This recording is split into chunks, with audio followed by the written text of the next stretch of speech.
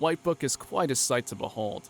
It's supposedly a quiet town in the southern boons of West Virginia, but with all the bad juju leaking out of it right now, I don't think quiet does it justice. Still, might be a little more accurate.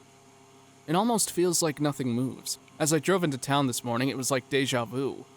I'd only been here about 2 or 3 times at most. 2.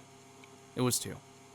Back when I was first investigating Ray's disappearance, but it doesn't look like a single cobblestone has shifted an inch during the time I've been gone. It's not too surprising, what with the town being as isolated as it is. It's not quite a small town, but it doesn't top any size categories either. And it's not going to win any awards for immigration. It's nestled deep within a valley, absolutely cornered by tons upon tons of mountain. So usually people pass it by. It takes an hour to get to the nearest freeway, and an hour still to get to the nearest major city. It's essentially a ghost. It especially rings true with what I felt coming in. I saw kids walking to school, adults driving to work, walking the sidewalks, the elderly tending gardens. I saw life when I drove in this morning. But with all the noise people were making, all I heard was silence, almost as if their voices were empty echoes bouncing inside a tin can. The minute I crossed the city limits, I knew I wanted to leave, but damn it, I had an interview to do. I'll do it and get out, go back to the hotel and sleep until I can talk to Claire again. But now, something's going on. I'm scraping at something that's making my stomach churn. My interview was interesting, uncomfortable. I don't know how well that picked up on the recording. It was like we were both being watched. At this rate, I'd probably believe we were if someone were to tell me. The woman who Dean got me in contact with was a grade school teacher named Sherry Weaver. She was nice enough to meet me, but I could tell she wasn't necessarily happy. She was smiling, courteous, but she was definitely on edge, and I don't think it was just because I was there. We met at one of the town's parks. Apparently something had happened in spades. Plenty of untouched or well-tended land set aside for residents to enjoy the great outdoors, which, admittedly, was pretty lucky considering that non-essential power hadn't been restored to the town since America went dark 6 months ago. Big cities like Charleston were already up and running, but outlying towns and cities are still waiting to be reconnected to larger power grids. The park was on the outskirts of town, though on the opposite side, meaning I had to drive through most of Whitebook to get there. The architecture of the town is pretty archaic. Lots of Gothic gargoyles and flying buttresses. The level of artistry that went into them was exceptional, but inviting isn't the first word I'd dive for to describe them. I think I may have pressed the gas a little more than normal, just to hurry up and get where I was going.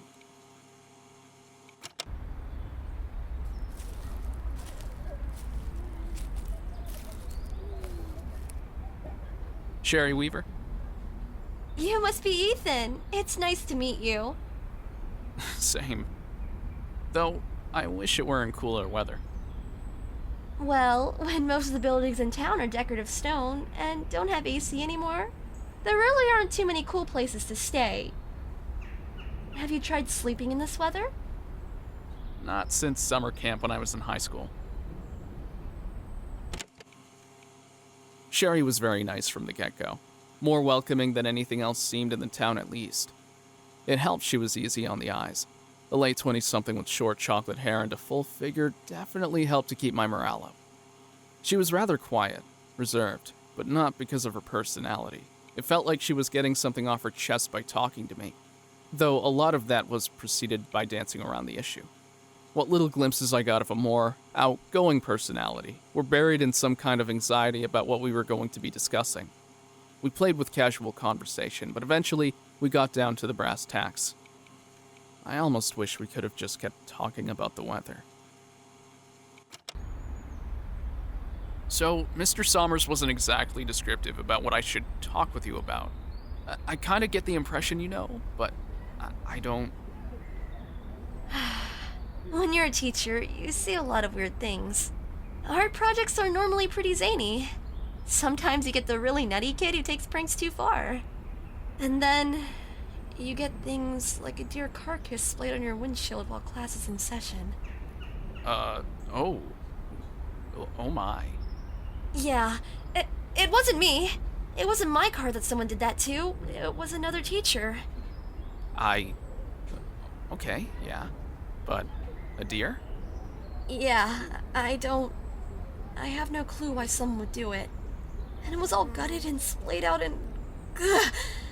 The best any of us could come up with was that there was a student that got angry at Caleb, and their parents decided to vandalize the car. How long ago was this? About 8 or 9 years ago. And the thing that always stuck me is that every parent I ever met in this town seems like the nicest person. A lot of mom and pop store owners, churchgoers. It feels like half the town gives to charity. We've got one of the lowest homeless populations in the state. I don't know a single person, let alone a parent, who'd do that. Was there ever a police report? It didn't turn up anything. And honestly, it isn't the weirdest thing I've seen. Okay. Plan to elaborate? Sorry. I'm just thinking of how to word this. I don't want people thinking I'm crazy. Of course. Take your time.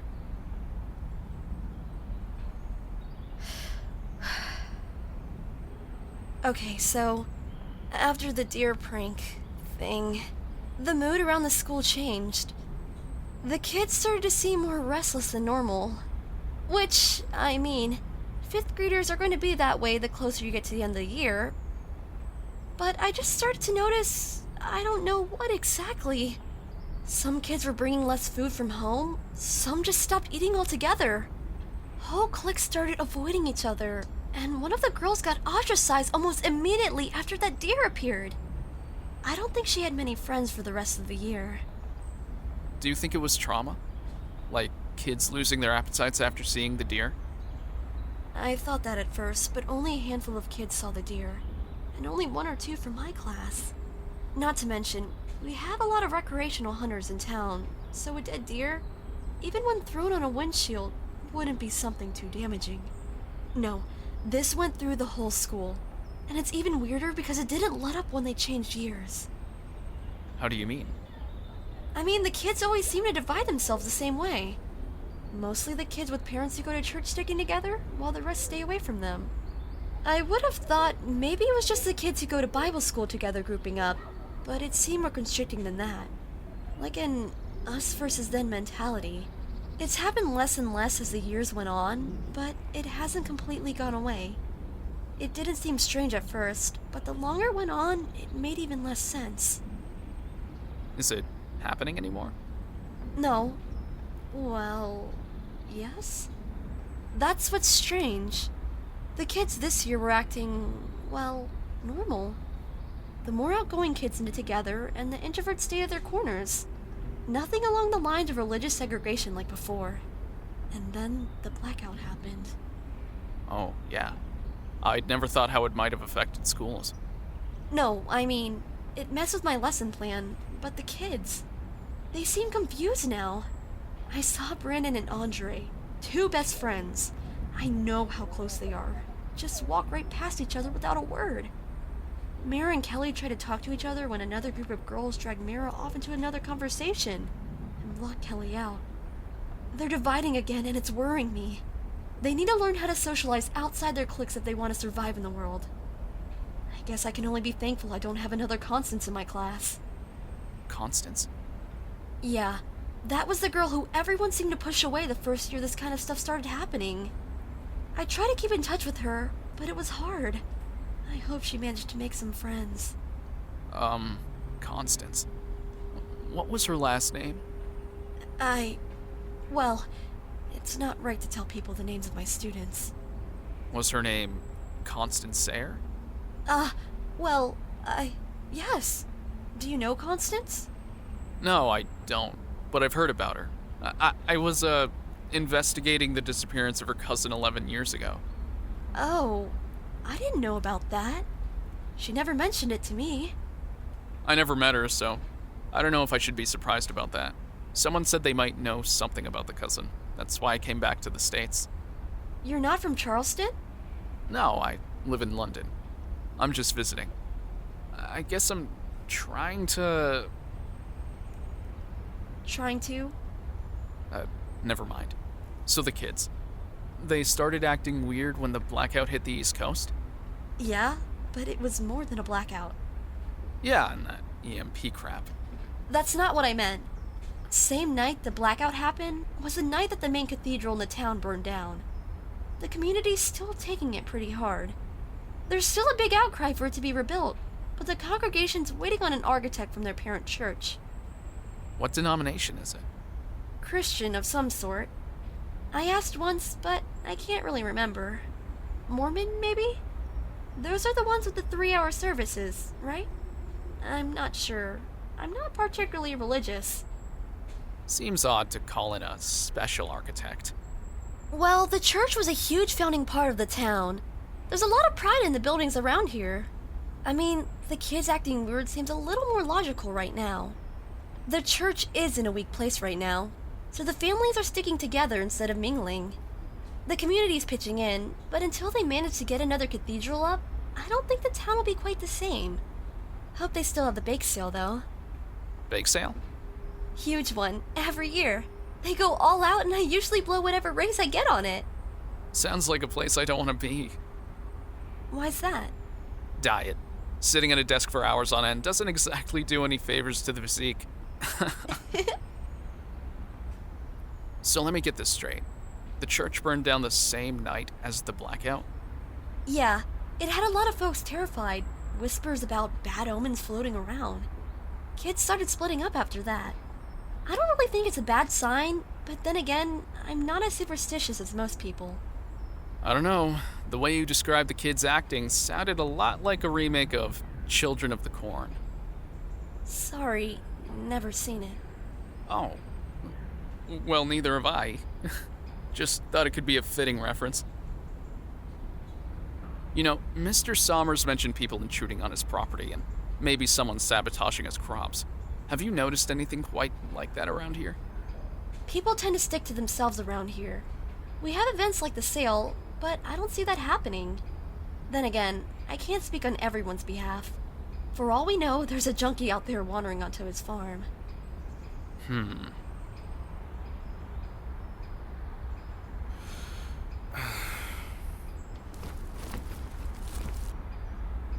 Leaving so soon?